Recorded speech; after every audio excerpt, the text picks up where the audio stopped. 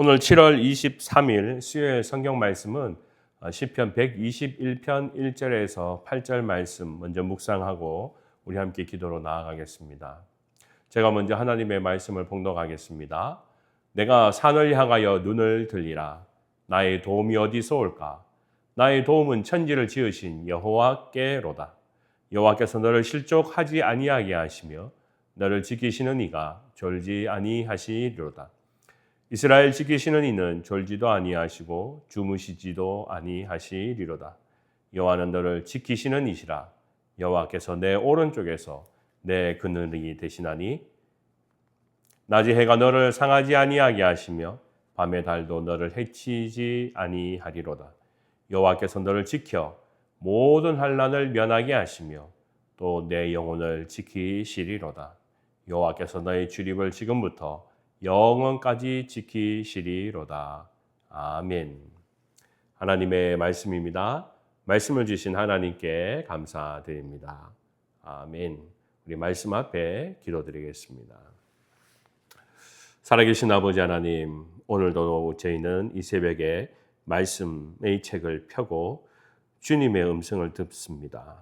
또 우리가 하나님의 숨결을 깨닫기 원합니다.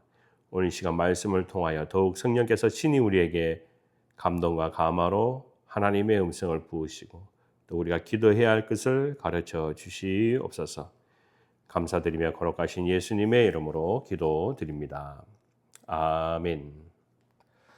네, 오늘 성경 말씀은 제목을 보시면 도우시는 하나님이라는 제목으로 오늘 우리가 말씀을 먼저 이 시간에 묵상하겠습니다. 그렇습니다. 오늘 시편 기자는 나의 도움이 어디서 올까라고 질문을 먼저 시작하고 있습니다. 이것을 현대적인 표현으로 말을 하자면 이렇게 바꿔서 생각할 수 있을 것 같습니다. 누구에게 도움을 청하지? 우리가 살아가다 보면 가끔씩 어려움이나 문제들 또 곤욕을 당할 때가 있을 때 나는 누구에게 지금 당장 도움을 청하지? 라고 물을 때가 있습니다. 요즘과 같이 급변하는 사회에서 도움을 줄 수 있는 친구, 이웃을 만난다는 것이 그렇게 쉽지 않다는 것을 우리는 잘 알고 있습니다. 왜냐하면 우리 주변에 이렇게 애완견이나 애완묘 같은 것을 키우는 것을 보면 저는 그것을 그렇게 바꾸어서 한번 생각해 보는 것입니다. 그래서 제가 이제 그렇게 유추해 보는 것이죠. 왜냐하면요, 우리는 종종 사람에게 대해서 큰 실망을 가질 때가 있습니다. 그래서 쉽게 정을 주었다가 또 정을 떼거나 또는 그 정 때문에 우리는 때로 어려움을 당하기도 합니다. 이 한자로 보면 인자라는 것은 사람이 서로 의지하는 관계를 가지고 있습니다. 그래서 한 사람 혼자 서서 살 수 없는 것이 인자이지 않습니까? 그런데 그 인자를 생각해 보면 이제 두 사람이 꼭 필요한데 살기 위해서요. 근데 사실 우리는 점점 살아가다 보니까 자기 혼자만 살아가는 그런 일들이 종종 있습니다. 왜요? 그만큼 누군가에게 도움을 줄 수 있는 또 도움을 받는 것들이 점점 힘들어지기 때문에 우리는 사람과의 관계 속에서 다리가 끊어지는 경우를 경험합니다. 관계의 다리가 끊어지다 보니까 점점 우리는 실망하고 상처가 남는 뒤에 누군가에게 다시 정을 주기보다는 이제 그것을 동물에게 주는 것이 참 많습니다. 그래서 동물은 아무리 자기가 정을 주고 또 뭐라 한다 해도 그 다음에 그 질타하는 것 때문에 동물이 도망가거나 또 싫다고 이야기하지 않고 다시 사람 주인에게 돌아오는 것을 보면서 우리는 정이라는 것 또 사람과의 이 관계도 생각해 보면 두 사람으로 우리가 살아가야 되는 관계 또는 여러 사람으로 살아가야 되는 관계 속에서 점점점 자기 혼자 살아가다 보니까 누군가에게는 정을 주고 누군가에게는 정을 받아야 하는데 그것을 동물을 통하여서 우리가 주고받는 것을 보게 됩니다.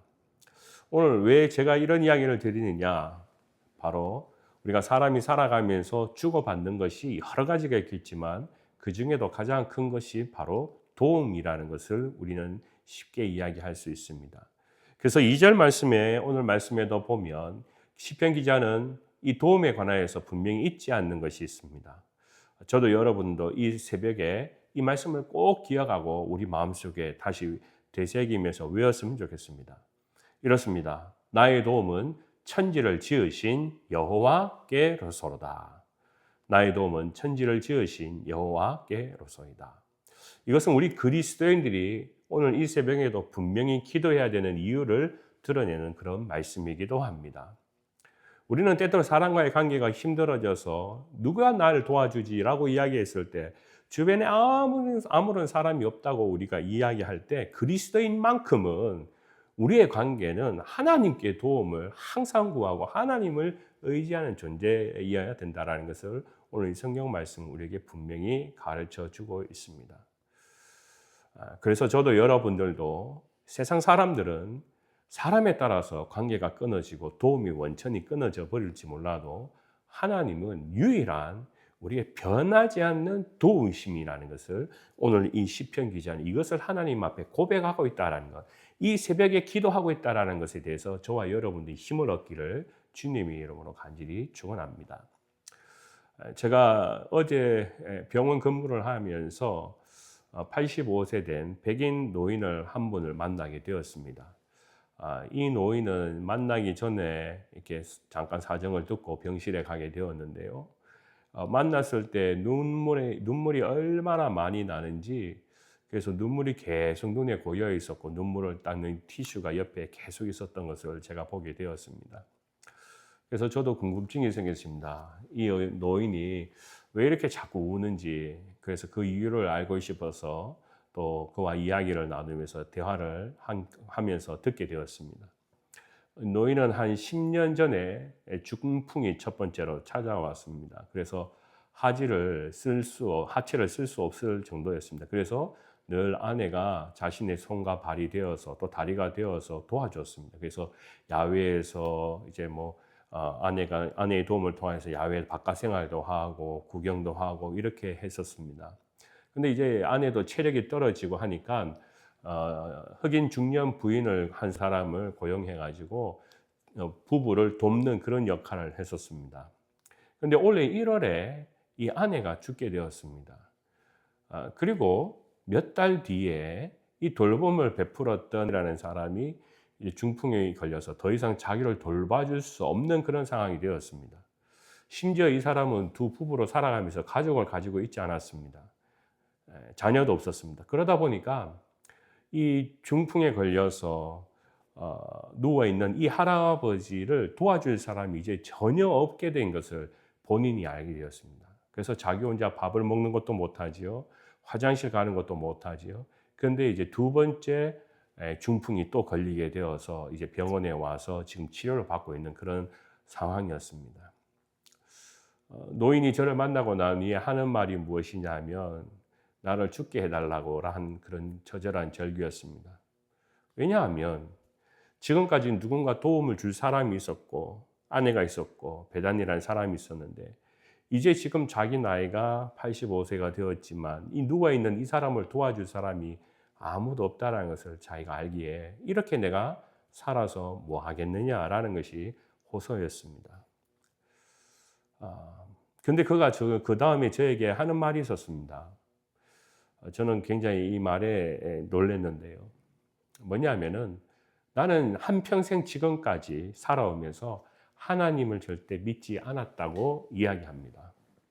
그런데 자기에게 아내가 죽고 도와줄 사람이 없고 난 뒤에 자기 혼자 가만히 생각해 보니까 이제 누구를 의지할까 하다가 처음으로 자기가 하나님, God, please help me 라는 말을 처음 자기가 평생 동안 이야기했다라는 겁니다.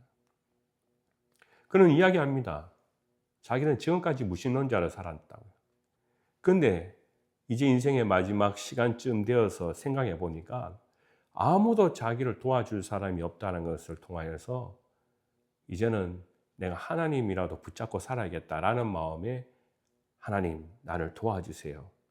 자기 입에서 그 말이 처음 나왔다고 이야기하는 그런 모습을 제가 보게 되었습니다. 그래서 저도 이제 제가 당신의 친구가 되어주겠습니다 하면서 같이 격려를 하면서 그 눈물을 잠깐이나 이제 닦아줄 수 있었습니다. 우리가 세상을 살아가는 사람들은 그렇지 않을까요? 우리가 어떤 사람들은 하나님이 어디 있어? 라고 이야기하는 사람들이 있습니다. 성경은 다 만들어낸 이야기야, 가짜야 라고 이야기하는 사람입니다. 많은 사람들이 하나님의 존재를 부인할 때 그 이유는 반대적으로 생각해 보면 나는 하나님 없이도 살아갈 수 있어. 나의 혼자의 힘으로 살아갈 수 있어. 라는 것이 자기의 믿음입니다. 그런데 제가 방금 이야기했던 그 할아버지처럼 가만히 생각해 보면 자기 옆에 믿었던 아내도 없습니다. 또 함께 도와줄 수 있는 사람도 없습니다. 그런데 자신은 병이 걸렸습니다. 침대에서 전혀 움직이지도 못합니다. 그럴 때 나 혼자 살아갈 수 있어. 나 혼자 할 수 있어. 라는 것이 가능하겠냐라는 겁니다. 사람은 가장 어려울 때 자신의 무능력함을 알게 됩니다. 그리고 우리는 자랑할 것이 없다는 것을 알게 됩니다. 그때 우리는 마음의 눈과 마음의 생각이 달라지게 됩니다. 내가 얼마나 교만했던 것인가라는 겁니다. 인생을 살아가면서 많은 사람들이 나는 하나님 필요 없고 도움 필요 없어 하나님을 무시하는 사람들이 참 많습니다. 그런데 오늘 저와 여러분 이 아침에 꼭 기억해야 될 것이 있습니다. 우리 그리스도인들은 나의 도움은 나 자신이 아니라는 것입니다.